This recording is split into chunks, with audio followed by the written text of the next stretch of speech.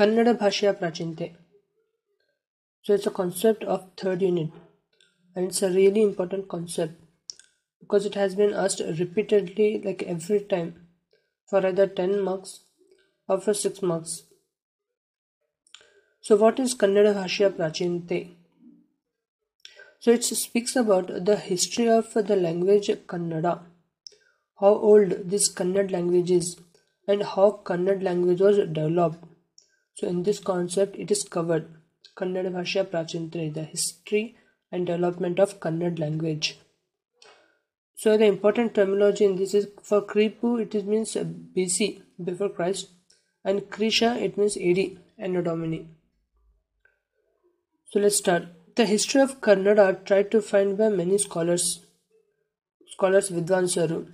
So the history of Kannada was tried to find by many scholars, and at present we say that Kannada language is 300 BC old.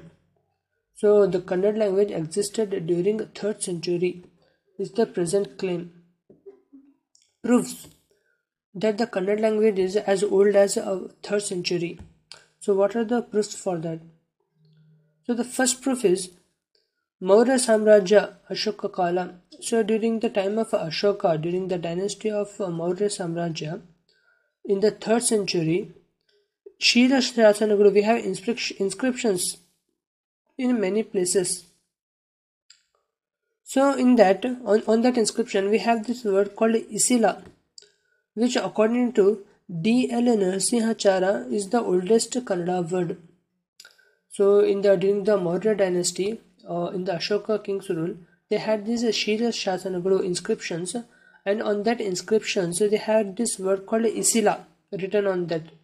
And according to this D.L. Narasimhachara, Isila is the oldest Kannada word. And meaning of Isila is a kote in the Avruttavada Nagara, which means a city which is enclosed in a fortress. Isila is the oldest Kannada word during Ashoka's rule or Maurya Samrajya's rule.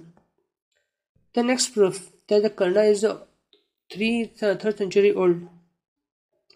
Famous as Karnataka and Karnataka in Prachina Kala. So Karnataka was famous as Karnata or Karnataka in the ancient times. So this writer Shudraka, in his drama Vrachakatika, at the time 1 BC to 1 AD, during this period, he included the word Karnataka in his drama. And during 3 BC to 3 AD, in the Mahabharata Sabha Parva and Bhishma Parvagalali, Kannadigas are called Karnatakara. So during 3 BC to 3 AD, during this period, in the Mahabharata, the Kannadigas were called as Karnatakara. So even during that period, 3 BC, Kannada language existed. The mention of Kannadigas existed.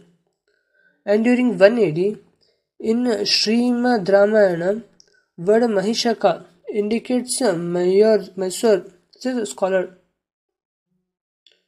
And the next, during 200 AD, Kavi Shilappa Digarama, a famous Tamil poet, called Kannadigas as Karunadar. So during this, as old as 3 BC, we had our Karnataka and Kannadigas names given. So this is the second paragraph. So first was about Ashoka's Isila, first Kannada word, and second was about Karnataka and Kannadigas names in ancient times. Third paragraph, time 200 BC to 100 AD. During this period, the rules Shahatavahanaru in Karnataka, rulers, these Shahatavahanaru were ruling Karnataka during that period, and the word Vilivayakur was engraved in their coins. So these Shahatavahanaru, they had coins, Nanya, and on that coins they had this word written called Vilivayakur. Vilivayakur is a Kannada word. Vilivaya means Kudure and Kura means Pattana. So this Kannada word was engraved on their coins as old as during 200 BC.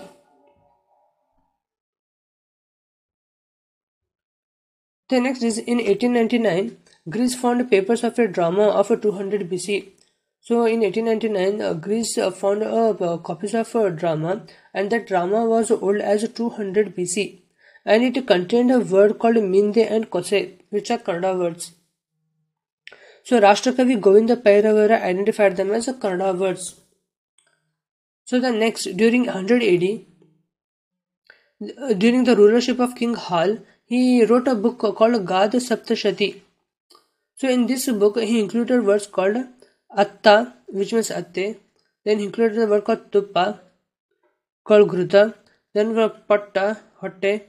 Then Falahi, which means Hatti, are Kannada words said by Rashtrakavi Govinda Pairava. So the words he wrote in his books are Kannada words identified by Rashtrakavi Govinda Pairav. Then next, during 140 BC, a German king named Ptolemy. So he wrote a book called Bhugola Shastra, and in his book he took words from real-time travelers. So the travelers who used to visit his dynasty, his palace, he used to take words from them. So and he took many Kannada words from travelers during 140 BC. So this Kannada word is Nagaruris. He collected city names from those travelers. So he collected the cities of Karnataka names in his book Bhugola Shastra. So these cities are Nagaruris, which is now Naganuru. Then Tabaso, which is Tavasi. Then Inde, which is Indina. Then Tiripangalida, which is Gadahingalaja. Then we have Hippokora, which is Huina Hipparigi. So Kannada names are there. Kannada city names. Then during time 450 AD, during the Shasana of Halimidi Shasana is the oldest Kannada Shasana. So this is the oldest Kannada Shasana or the first Kannada Shasana. It is of a scholar's opinion that Kannada grammatically developed during 300 to 400 AD.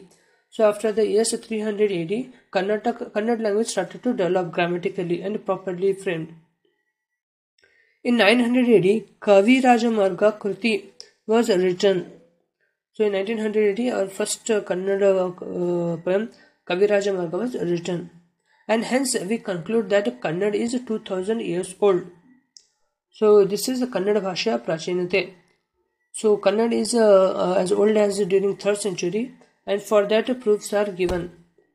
So you have to write all that. Thanks for watching.